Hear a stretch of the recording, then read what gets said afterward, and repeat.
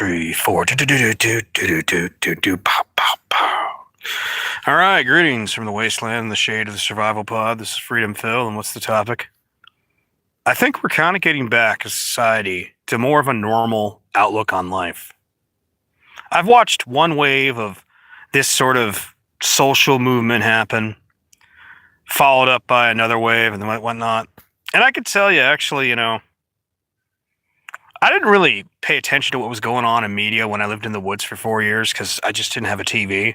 I listened to the radio, music, CBC News, because that's what picked up across the pond. Maybe listen to the radio, the alternative rock station when I was working at the meat plant.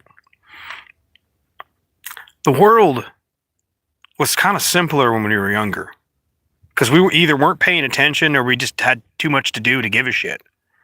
And I think somewhere when YouTube really became what it is, slowly developing, and it just became one cultural, social movement, and people huffing their own farts way too much, leading to one agenda after another agenda and the woke agenda. I just kind of want to talk about this. Freedom Phil, like and subscribe. Let's get into it. Turn up the video speed. Let's listen to Jeremy from the Quartering talk about how, he said, well, the whole Hollywood stuff has kind of dropped off because it's just people aren't paying attention to it.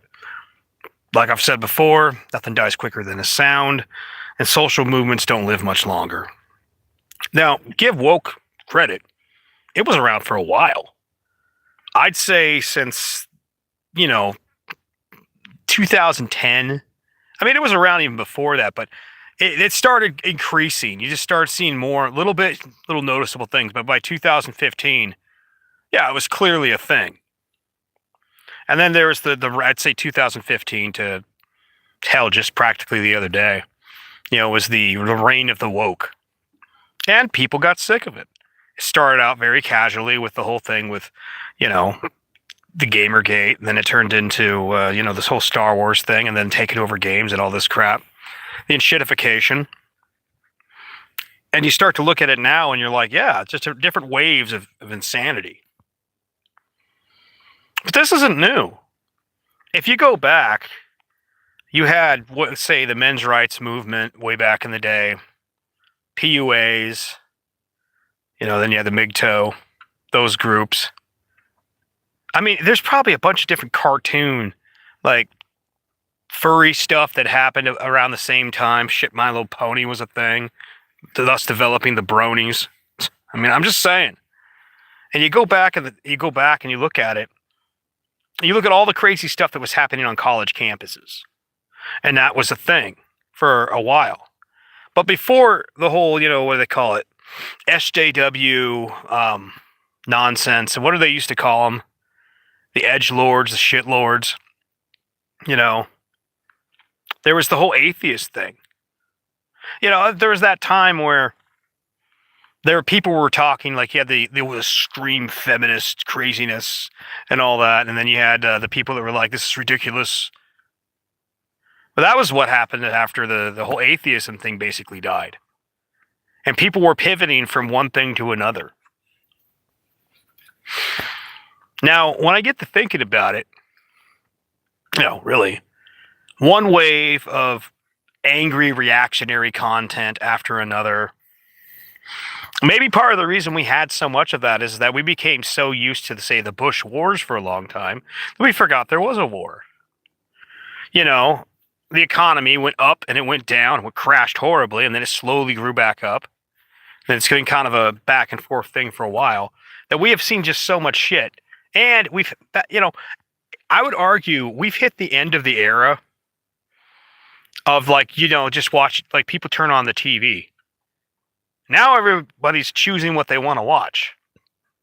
And because, for instance, so much of the stuff, almost the woke crap has happened, it's gotten to the point where I think a lot of people might actually be going outside again. And I think back to, prior to me having the internet, when, this is 2001 to 2005 when I lived in the woods. It is kind of peaceful. It was nice.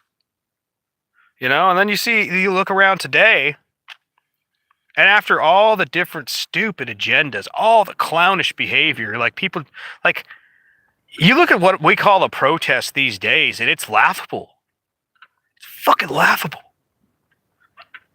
So I think a lot of the reason that just like all those other causes and things, they meant something for a moment, like a flower that blooms in a certain season, and then it fades away. And then the next thing comes along.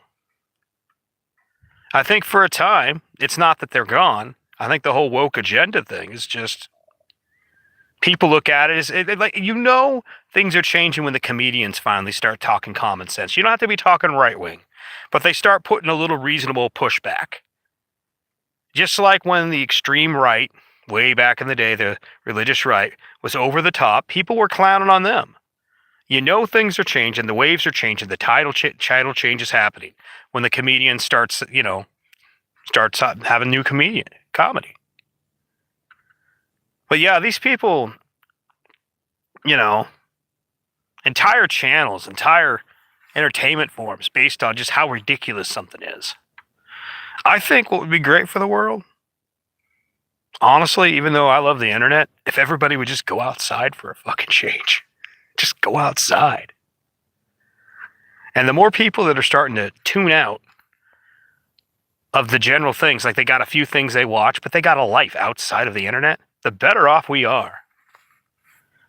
At least that's just my outlook. Anyways, Freedom Phil, y'all take it easy. Like and subscribe.